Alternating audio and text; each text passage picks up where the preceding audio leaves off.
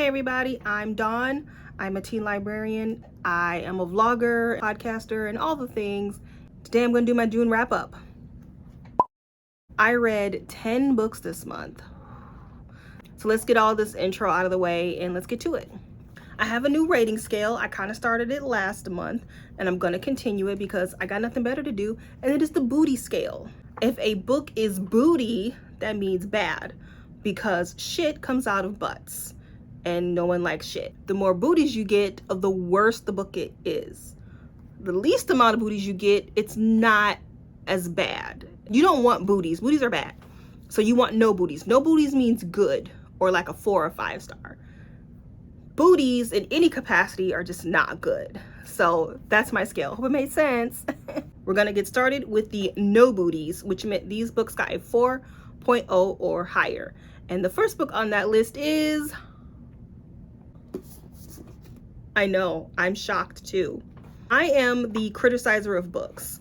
And basically what that means is I don't like anything. The motto of any criticizer of books, if you are a criticizer of books, or if you have friends who are like, you don't like anything, the motto of criticizer of books is ABC, always be criticizing. And if you read or are familiar with the play Glengarry Glen Ross, you will get that reference. Let me know if you got that reference. Type it down below if you got that reference. The ABCs, always be criticizing. However, I actually like this book. This is my very first Colleen Hoover book. I'm reading it because we decided to do it for my podcast. My podcast, Ashley and I, my co-podcaster, we read buzzy books. Colleen Hoover is quite the buzz lately. So we decided to choose Verity. And I'm glad we did, because I gave this a 4.25 or no booties. This book does not get any booties. I also did this for my weekly vlog and I gave it a 4, but I have since upped it to a 4.25 because I actually had time to marinate on it and think about it. And after thinking about it, I upped it a little bit because, yeah, I thought about it a little bit more. Okay, 30-second overview. You probably already know what this book is about. Our main character, Lowen, is an author, and she has been asked by her publisher to finish a series from an author named Verity, because Verity is unable to finish her series. And so Lowen decides to do it. She goes to Verity's home with her husband, with Verity's husband and Verity's 5-year-old son, to collect all of the notes and everything so she can finish the book, and shenanigans ensue. And by shenanigans, I mean, I like the way Colleen wrote the ladies. They were very self-aware and they were just putting themselves out there. I liked what else did I like about this book? I liked that I was never quite sure what was happening, as far as I wasn't able to predict that, oh, well, yeah, it's totally her. Oh, it's totally him. Like, that never happened as I was reading. I was always changing my theory. I was never quite sure where this book was going. So that's always a good thing for me, because I hate a predictable book. Predictability is a deal breaker for me. So I'm glad that I wasn't able to predict anything that happened in this book. And I did not see that ending coming. I really liked Verity as a character. I have never read a woman like this before in a book. She was quite an interesting person, I have to say. There are probably real women who exist like her. And when I say probably women, I'm speaking more of the marriage part of her personality. So I did like reading about this woman and her ideas on how to keep a man satisfied. I thought they were pretty fucked up.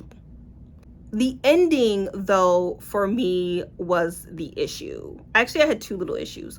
One was I thought that Lowen could have been a little bit more unreliable. It would have added to the tension of the story. And second, the ending was a little bit anticlimactic. I thought it could have been oomphed just a little bit more. I'm not saying it needed to be over top crazy or anything like that, but it would have helped if it was a little bit more sensational. Just a tainch more. I put this in the same room as like The Girl on the Train or Gone Girl. I gave Girl on the Train a 5. I loved it. Gone Girl I hated because I predicted everything that happened in Gone Girl. But this book I actually enjoyed. I will not be on the Coho train, sorry to say. I enjoyed this ride, but that's it for me. I don't like romance. I just don't enjoy romance. So I know she writes a lot of romance and I'm just not about that. So this will probably be the only Coho book that I read, but I did enjoy it. So, you know, that's cool. Next is this book also, No Booties. I'm the Girl by Courtney Summers. This comes out September 18th.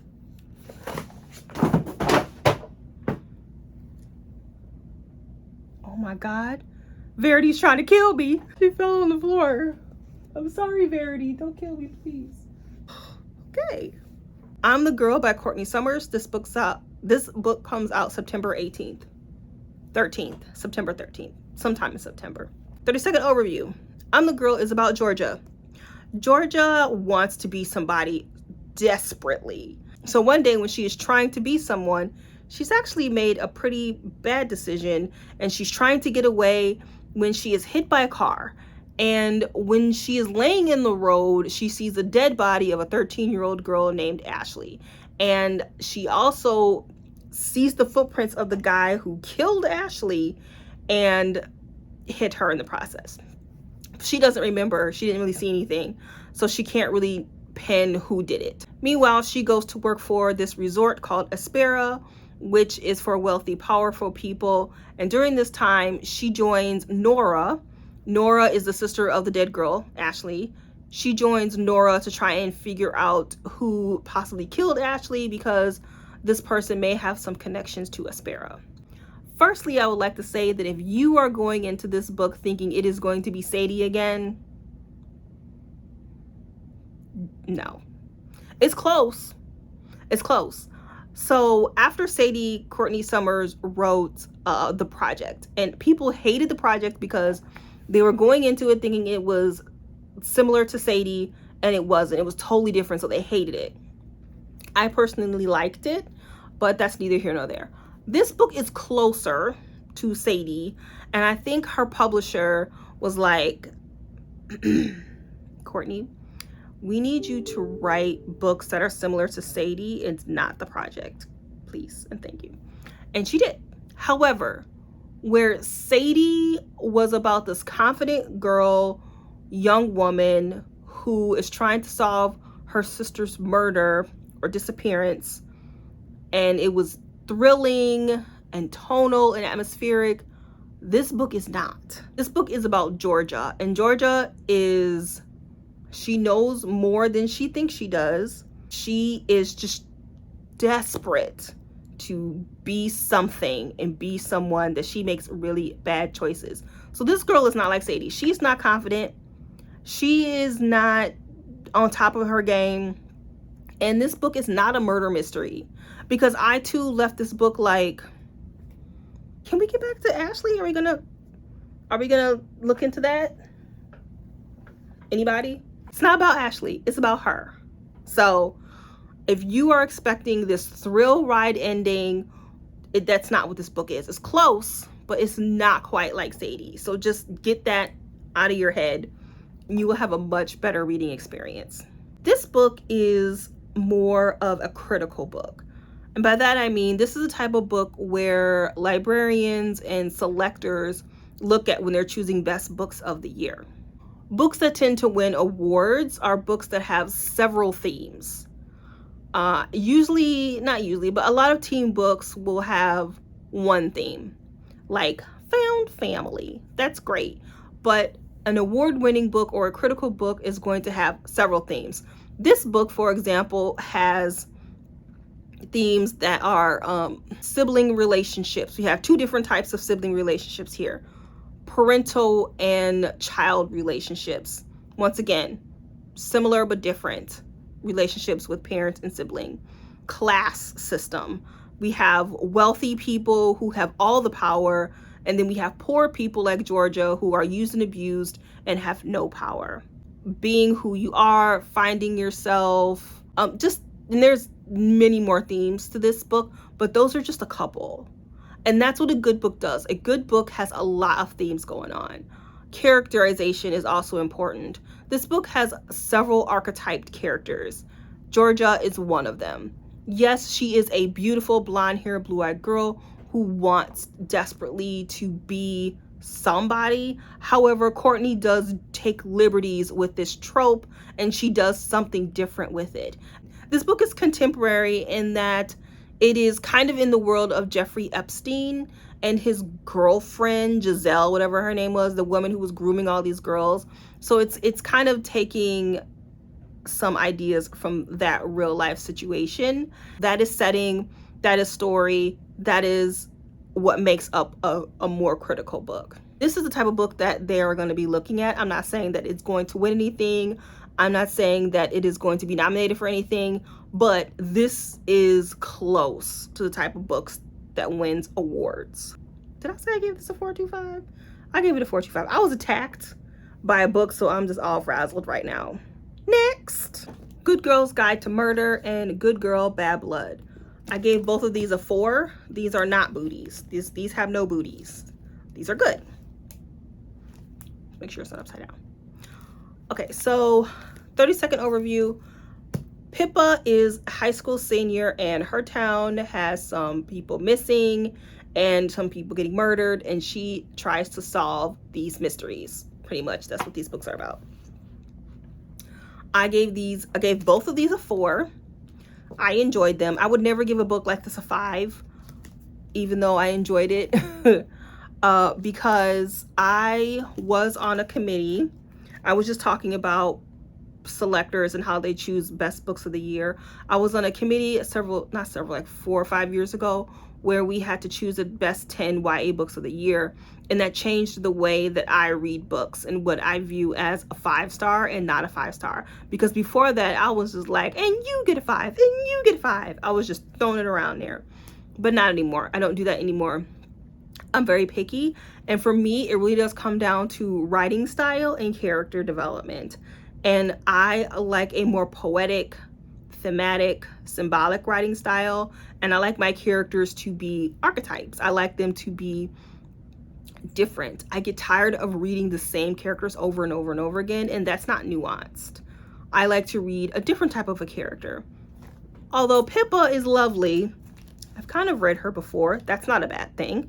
I enjoyed her. I thought she was funny, and I thought she was insightful. I thought she was very smart. She was consistent. I enjoyed her as a character. I also enjoyed her friends and her family relationships. I thought those were all done really well. These books have a really good pacing. They never get boring. It's like it goes, and it keeps you interested the whole time. What I don't like about these books are the endings. The endings are ridiculous. It's like, I call these endings the YA equivalent to Fast and Furious. It's just explosions and fabulous car tricks and just over the top everything. Like, these endings are like that. It's enough. It's enough already. However, these books are written for teenagers, and you know, teens like this type of stuff. They eat it up. They love it. It keeps them entertained. I'm all for it. I recommend this book all the time. I have chosen it for our June summer book box that we do here at the library. So for teens, I think it's great. Before like a realistic murder mystery ending. No. Next. This is 6 Crimson Crames by Elizabeth Lim. This also has no booties, which means I gave it 4 stars. 60-second overview. Shiori. I'm remembering people's names here, guys. I am shocked. Shiori is a princess, and she is betrothed to some prince that she does not want to marry. She's never met this guy. She does not want to be a princess. She just wants to hang out with her big bros, and enjoy being a princess. One day, she sees her evil stepmother doing some magic shenanigans that she's not supposed to be doing, and then her evil stepmother see her, and then she curses her and was like, I'm going to put this bowl on your head that you cannot take off, and I'm going to curse your brothers, turn them into cranes, and if you speak, girl, I'm going to kill your brothers. So she has to break the curse. One thing I look for when I read fantasy, because I read a lot of fantasy, is this something I have never read before? I have never read a story about a girl with a bowl stuck on her head where her brothers were cursed and turned into cranes. But yeah, it's different. Shiori at first was getting on my nerves. She grew on me, but that was intentional, so the author did her job. Another thing I liked about this book is that her betrothed and her never met. And so she ends up in his kingdom somehow, and she's never met him, and he's never met her. And so he doesn't know she's a princess. She cannot talk because her brothers died. And so they form a friendship and they eventually fall in love. And so I really did like the slow burn romance. I thought they were really cute together. I liked the princess sister. The mystery behind it all, it had too many endings. It was, you know how like the last episode of Stranger Things, episode 7, where it like faded to black like 3 times, and each time you're like, oh, it's over? No, there's more. Oh, it's over? No, there's more. That's how this book was. It was like 3 different fade to blacks, and I'm like, can we be done already, please? I need this to wrap up. So that was the problem. It was like too many endings. I just really needed one. I think that was the biggest problem that I had, was the ending. It was just too many of them, and each one of them became more and more redonkulous. That's the word for the day, folks. Redonkulous. How many times am I gonna say it? Let's find out. Overall, highly recommend it. Read it. It's good. 6 Crimson Cranes. All right, we are going to start getting into some booty. You ready? You ready for some booty? Next is Family of Liars by E. Lockhart. I don't have the book. There it is right there. It's checked out. Of course it is. Okay, this book gets 1 booty. Now remember, the more booties you have, the worse the book is. So this book only has 1 booty, which means it's not as stinky as it could have been. I gave this book 3.5 stars for all you traditionalists out there. Family of Liars is about Katee. No, it's not. That was We Were Liars. Family of Liars is about Cassie. Cassie is Katee's auntie, and it is set in the 80s when Cassie was 16, and it is about her 16th year on the island and some pretty traumatic things that happened. I was one of those people that really loved We Were Liars. I gave it a 5, and this was before I was on that committee, so I was throwing them around. No, I liked the writing style. I liked the characters, so it fit into my narrow 5 range that I do. I really liked the family. The family had problems, and I loved it. And so we are still with the same family, which is great. However, in We Were Liars, there was the mystery behind Katee's migraines and her toxic family. This book is just her toxic family. There's no and here. There's no mystery to solve. There could have been, but E. Lockhart chose not to focus on that. She chose to focus on the family, which wasn't quite interesting enough. I think maybe if this book was adult fiction, I think it would have read better. It's a little slow. I think that teens would be bored to tears with this book. I wasn't bored to tears, not to tears. I was a little bored, but not to tears. I wasn't crying. But I would have liked her to focus on one of the other things that was going on in the book, and that would have made it a little bit better. But the father, Cassie's father, Harris, he was the grandfather in We Were Liars. This man is brutal. And we have more of the mom in this book, because I believe she had passed away by the time We Were Liars happened. So we got to meet the mom. And this family is one of those families where they are wealthy, they are beautiful, but they are unhappy. Their lives are shit. None of them have a good life like they pretend to have. And so it's kind of a glimpse into people like that. Most of us do not have a private island. We do not name our homes on said island. We don't have lemon parties. Wait, isn't lemon party some kind of weird pornography thing? Anyway, that's not what I meant. There's a little lemon themed party here. We don't have that. Like, a lot of us reading this book do not live that life. So it's kind of a glimpse into people who have this perfect life on the outside, but on the inside they are just hurting.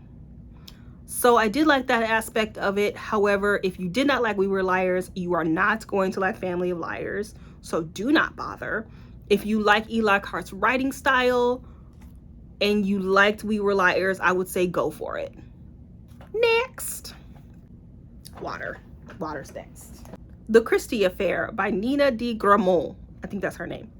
As always, I come prepared to these videos. I gave this book 2 booties, or 3 stars. The Christie Affair is about the 11 or 10 days that Agatha Christie goes missing, told through the point of view of Agatha Christie's husband's mistress. Sound great? I thought so too. Was it great? Nan. I remember her name because my old boss was named Nan. Nan is the mistress, and the problem with this book is that Nan needs to be fantabulous in order for this book to succeed, and she wasn't. She was just okay. Her backstory needed to be front and center because we needed to understand who Nan was before to understand who the woman she is now and how she came to be this woman. And the writing style just didn't lend itself to whatever I just said 5 seconds ago. Example. So this book takes place in England, and Nan, when she was like 12 or whatever, she started summering at her cousin's house in Ireland. Now, I don't know European history, but I do believe that the Irish and the English have some issues. So she goes to, like I say, summer. When I say summer, she wasn't wealthy or anything. She just spent the summer at her cousin's house. And there were times where the author just has her frolicking in the grass and petting the dog.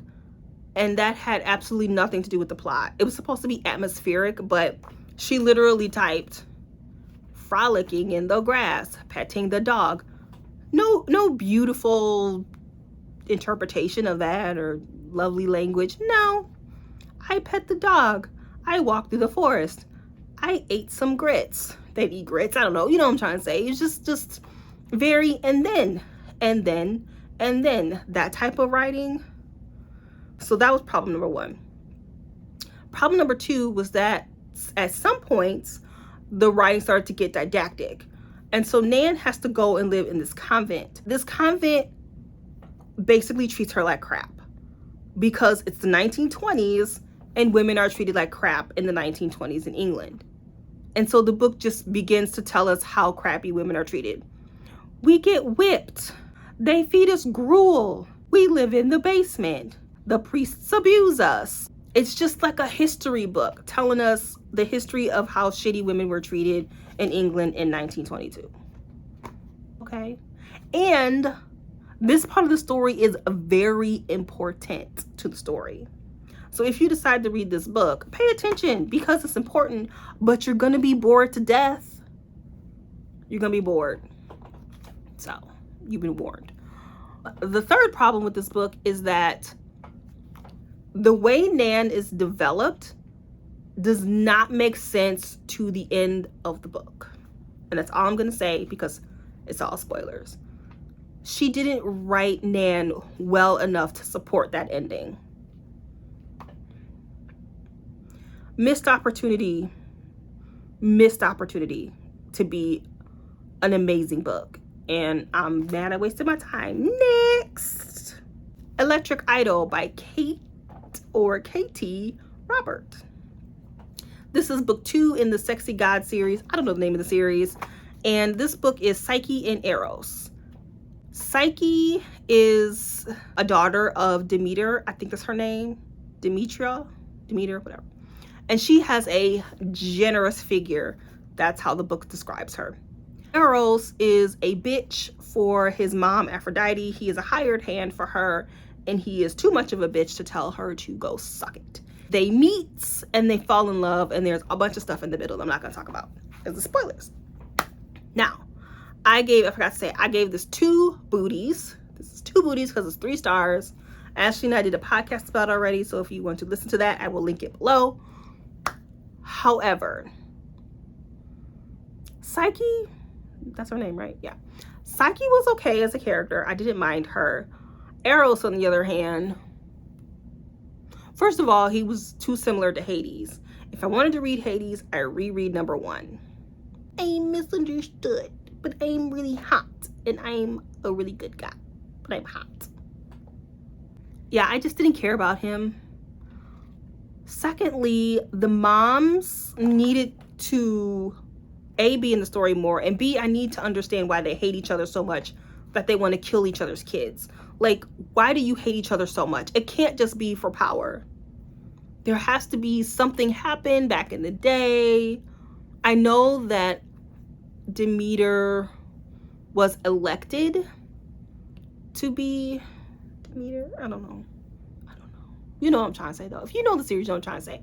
So Demeter has not been around as long as Aphrodite, but still, she's been around long enough that they could have developed some sort of animosity. But they don't really go into why these women hate each other. I really would have loved that. I think they both would have been really good villains. They would have added something interesting to the story. That didn't happen. The sex for me in books like this need to be good, because if the story is a bummer, then at least you have the sex to look forward to. The sex here was just missionary and finger banging, same as the first book. And it was just kind of repetitive. Like, okay, you're going down on her for an hour. Can we do something else, please? Like, Jesus. Yeah, it was just really boring. It was boring. And I thought I was going to enjoy this series and continue to read all of them because it's 2 new characters. So when you get sick of these characters in the previous book, you're like, I ain't got to read them hoes in the next book. I get to read about 2 other people. That's cool. That's something to look forward to. However, I don't like Kate's writing style. So I'm going to pass on the next books. Next, The Siren Queen by Nevo. I DNF'd this book at like 75%. So I am going to give this a rating because I got more than halfway through. I know some people don't rate books if they don't finish. Fuck that. I got halfway through. I suffered. Therefore, I'm giving it 3 booties. 3 booties? 3 booties. Yeah, 3 booties. Or like a 2-star. This book had potential. It is about, I don't remember her name. This is the first book where I legit don't remember her name. Our main character is a Chinese American young girl. It takes place in the 30s in Hollywood. She wants to be a starlet. This book also has magic, like blood magic, I think. Our main character has decided to trade years of her life for the opportunity to be a starlet. And so she goes to the studio where they basically have all of these actors and actresses taking classes, and they're just kind of living there. It's kind of like not quite a university, but anytime they need an extra or some background people, they have this stock of actors that they could pull from. And so that's where our main character is. And the problem with this book is that it's supposed to have some magic in it, but they don't really, A, it's not used much at all, and B, when it is, it's not done well. So for example, the studio execs and the directors and everything, of course, they are wealthy, powerful white men. And you can imagine all of the disgusting things these men do to women because they think they have carte blanche over their bodies. I don't need to tell it, you know what it is. The author just turned them into literal monsters. That's it. That's the extent of the metaphor. Literal monsters hunting women and young men. awesome magic system in this book and did nothing with it. At least not the point that I got to. And I got pretty far into the book. Missed opportunity. I was excited for it. I say don't read it. I say pass, unfortunately. I don't think it's a good book. So as a librarian, if a librarian is telling you not to read a book, that means something. That means it's not good. Because librarians, all they do is tell you to read. That's all we do. Read, read, read, read. If I'm saying don't read it, next. Oh, last. I made it. Last is The Luminaries by Susan Dennard. I'm not quite sure how to say her last name. This book gets 4 booties. 4 or 2-star. This book is bad, folks. Oh my God. I read Truth Witch. I didn't finish the series, but I actually liked Truth Witch. I didn't have a problem with it. I didn't like it enough to finish the series, but I liked it enough to read something else by her. So I was essentially waiting for her to start a new series so that I could read it. And I was like, woo, yes, she's got a new series. Let's go. First of all, I don't know if it's because this is an arc. This is an arc review, by the way. This book will not be published until November. November, I don't know. November. And this font is huge. Is this the new thing? Huge ass font? I feel like that's big. I say that every time, but anyway. All right, so The Luminaries is about, I don't know her name. Let's call her Janet. Janet is a luminary, and she lives in a town with a bunch of luminaries, and their job is to stop nightmares from escaping. However, Janet's father was pinned as a traitor. He was run out of town, and her family has been ostracized, essentially. And she wants to get her family back into the good graces. And so she finds a loophole in one of their rules to actually become an official luminary. It doesn't say anything about like people who are banned. So she's like, I'm going to take the test. I'm going to become a luminary, and I'm going to restore our family back into town and the luminary organization. But she witnesses some weirdness happening and people don't believe her. Okay. So I like the idea of people guarding nightmares, not letting them get out. And by nightmares, I mean like vampires, werewolves, banshees, like those type of things. They prevent them from wreaking havoc into the real world. Cool. However, this book is like for people who have never read a fantasy book before. It's almost middle grade. Like, the storytelling is so elementary. There's nothing nuanced here. The main character is just some basic broad. And then the writing, oh my God. Like, she does this thing, and I feel like this is a debut author mistake, where she puts words in italics or parentheses. Like, let me see if I can find an example. I'm reading this book like, was this written by a 13-year-old? Here's a prime example. A flash of disappointment crosses their faces. Their smile dimples smooth away, and Bretta, who currently wears corkscrew curls, parentheses, while Emma has long braids, says, "Oh, but we want to see your reaction." Why is "while Emma has long braids" in parentheses? Why not say, Emma says, "Oh, but we want to see your reaction," while she coils her finger around her long braids? See what I did there? I let the reader know that Emma is Black and has braids by having her do an action while she's talking and not put in parentheses. I feel like that's some elementary style of writing. What the fuck is that? And it is riddled throughout the book with that. I'm like, that was really distracting. Clearly it bothered me because I'm like focusing on it. Anyway,